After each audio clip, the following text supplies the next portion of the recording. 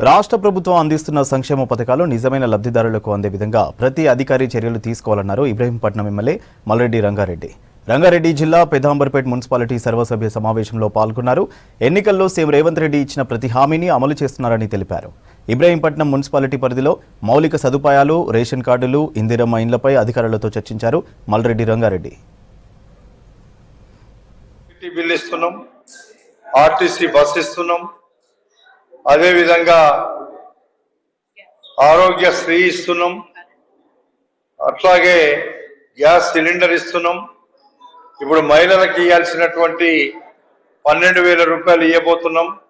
ఇంకా ఒకటో రెండో ఉన్నాయి, అవి కూడా అప్పులు ఎట్లయితే వాళ్ళు చేసిన అప్పులను కట్టుకుంటానే మేము సంపదను సృష్టించి కొంత మా ముఖ్యమంత్రి గారు, మా ఫైనాన్స్ మినిస్టర్ గారు ప్రభుత్వం చేస్తున్నటువంటి కార్యక్రమాన్ని ప్రజలకు పంచే కార్యక్రమంలో భాగంగానే రేపు 21వ తారీఖు నుంచి అధికారులందరూ పోయి గ్రామాలలో రేషన్ కార్డులు ఇచ్చే కార్యక్రమాన్ని, పింఛన్లు ఇచ్చే కార్యక్రమాన్ని, ఇండ్లు ఇచ్చే కార్యక్రమాన్ని, మహిళలకు 12,000 ఇచ్చే కార్యక్రమాన్ని అక్కడికక్కడే సెలెక్ట్ చేయడానికి ఊర్లలోకి వెళ్తున్నారు.